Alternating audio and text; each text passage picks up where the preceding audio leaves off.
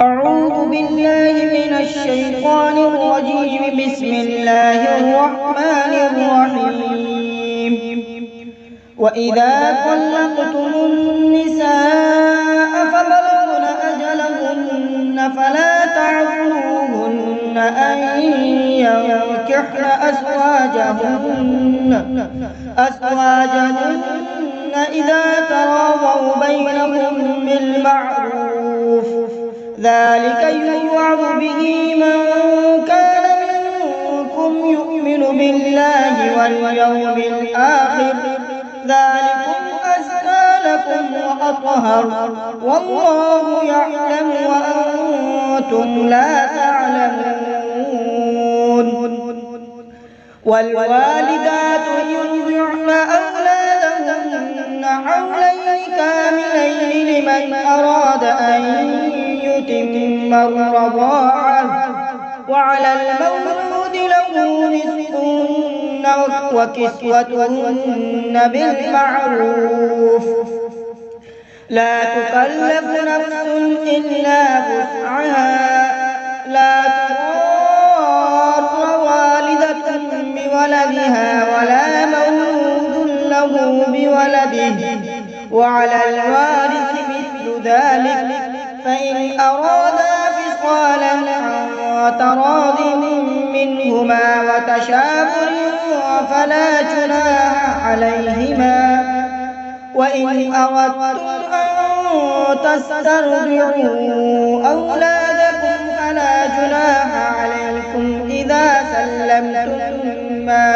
آتيتم بالمعروف، واتقوا الله واعلموا أن الله بما تعملون بصير. والذين يتوفون منكم ويذرون أزواجا يتربصن بأنفسهن 4 أشهر وعشرا، فإذا بلغن أجلهن فلا جناح عليكم فيما فعلن في أنفسهن بالمعروف،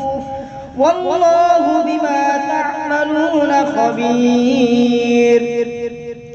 ولا جناح عليكم فيما عرضتم به من خطبة النساء أو أكننتم في أنفسكم، علم الله أنكم ستذكرونهن ولكن لا تواعدوهن سرا إلا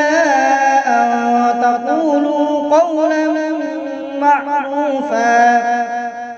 ولا تعزموا عقدة النكاح حتى يبلغ الكتاب أجله، واعلموا أن الله يعلم ما في أنفسكم فاحذروا، واعلموا أن الله غفور حليم. لا جناح عليكم إن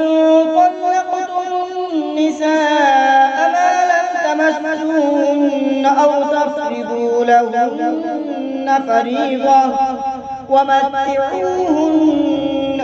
على الموسع قدره وعلى المقتر قدره متاعا بالمعروف، حقا على المحسنين. وإن طلقتموهن من قبل أن تمسوهن وقد فرضتم لهن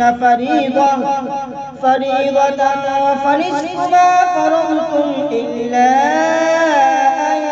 يعفون أو يعفو الذي بيده عقدة النكاح، وأن تعفوا أقرب للتقوى، ولا تنسوا الفضل بينكم، إن الله بما تعملون بصير. حافظوا على الصلوات والصلاة الوسطى وقوموا لله فإن خفتم فرجالا أو ركبانا فإذا أمنتم فاذكروا الله كما علمكم ما لم تكونوا تعلمون والذين يتوفون منكم ويذرون أزواجا وصية لأزواجهم متاعا إلى الحول غير إخراج فإن خرجن فلا جناح عليكم فيما فعلن في أنفسهن من معروف والله عزيز حكيم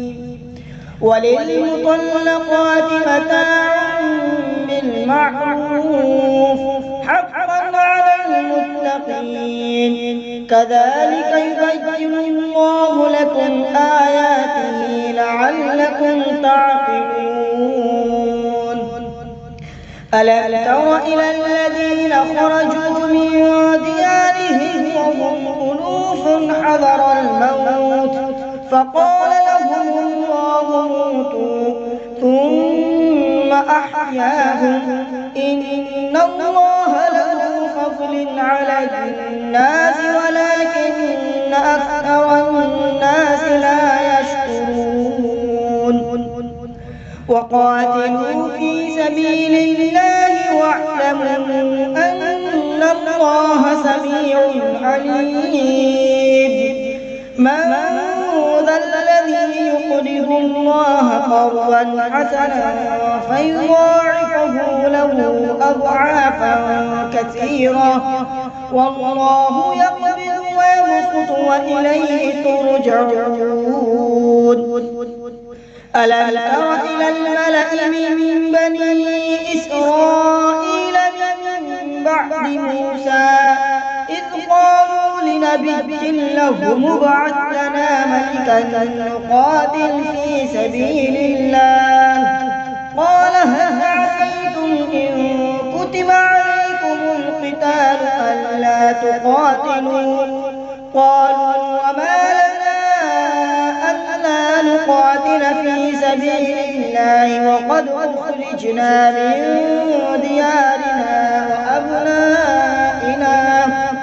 فلما كتب عليهم القتال تولوا إلا قليلا منهم والله عليم بالظالمين وقال لهم نبيهم إن الله قد بعث لكم طالوت ملكا قالوا أنى يكون له الملك علينا ونحن أحق بالملك منه ولم يؤت سعة من المال قال إن الله اصطفاه عليكم وزاده بسطة في العلم والجسم والله يؤتي ملكه من يشاء والله واسع عليم وقال لهم نبيهم إن آية ملكه أن يأتيكم التابوت فيه سكينة من ربكم وبقية مما ترك آل موسى وآل هارون تحمله الملائكة إن في ذلك لآية لكم إن كنتم مؤمنين فلما فصل طالوت بالجنود قال إن الله مبتليكم بنهر فمن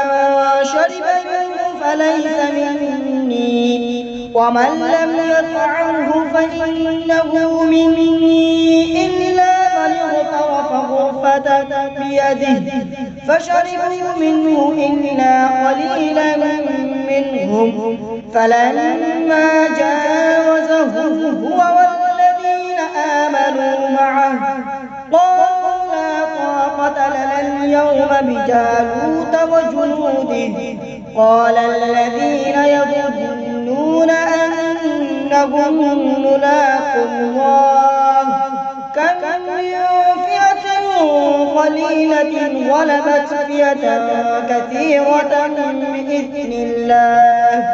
والله مع الصابرين. ولما برزوا لجالوت وجنوده قالوا ربنا أفرغ علينا صبرا وثبت أقدامنا وانصرنا على القوم الكافرين. فهزموهم بإذن الله وقتل داود جالوت وآتاه الله الملك والحكمة وعلمه مما يشاء ولولا دفع الله الناس بعضهم ببعض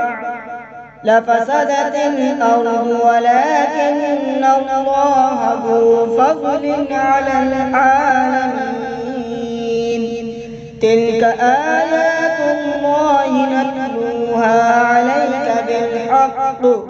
وإنك لمن المرسلين. صدق الله العظيم.